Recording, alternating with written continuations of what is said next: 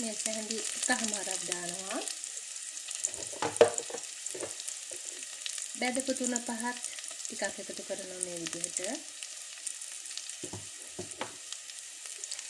ඊට පස්සේ මිරිස් කුඩු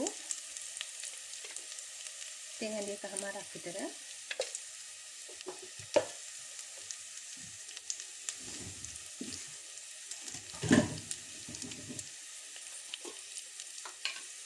කහ කුඩු පොඩ්ඩක් දානවා. දැන් මේ ටික හොඳට මික්ස් කරලා ඇස්ටි කරගත්තු චිකන් ටික එකතු කරනවා.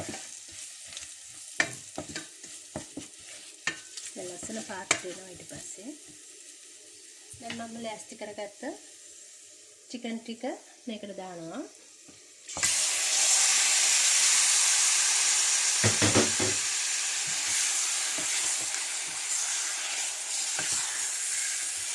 මම මේකට තාම ලුණු එකතු කරේ නෑ. දැන් ලුණු ටිකක් දාන්න ඕනේ. දැන් මම මේකට ලුණු කැට ටිකක් දානවා මේ විදිහට. මම පාවිච්චි කරන්නේ ලුණු කැට. මේක දාලා හොඳට කලවම් කරලා පොඩ්ඩක් ගින්දර වැඩි කරලා වහලා ටිකක් වෙලා තියාගන්න ඕන. එතකොට මේ චිකන් එකෙන් වතුර උනනවා. ඒකෙන්ම තමයි මම මේක උයා ගන්න හදන්නේ. ආයෙ වතුර කලවම් කරන්නේ නැහැ. ඊට පස්සේ අපි බලමු කොහොමද තියෙන්නේ කියලා. දැන් විනාඩි 2කට විතර පස්සේ වහලා තියලා තමයි මම මේ පෙන්නන්නේ. තාම මම මොකක්ද එකතු කරේ නෑ. දැන් ගින්දර අඩු කරලා ආපහු වහලා තියෙනවා.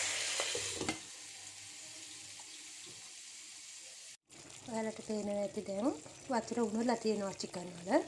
මේක තව ටිකක් කළා මේ විදිහටම ගින්දර අඩු ගින්දරේ තියලා උයා ගන්න තමයි තියෙන්නේ. මේක හදලා බලවමන්ද හරිම රසයි.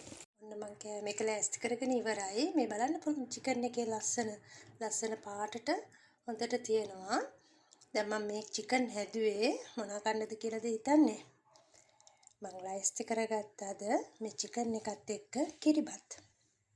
අපි ගෙදර ඉතින් හැමෝම ඕනම වෙලාවක කන්න කැමති දේ තමයි කිරිබත්.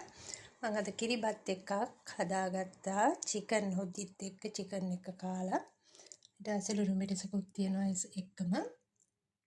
ඉතින් මේ විදිහට තමයි මම අද ලෑස්ති කරගත්තේ මගේ නිමාඩු දවසේ දවල් කෑම එක. ලස්සන පාටට ලස්සනට තියෙනවා. ඉතින් ඔයගොල්ලොත් කැමති නම් මේ විදිහට හදලා බලන්න. මම ඉතින් තවත් දවසක ඔයගලන්ට මේ වගේම ලස්සන වීඩියෝ එකක් අරන් එන්නම්. ඔයාලා හැමෝම සුබ දවසක් වේවා.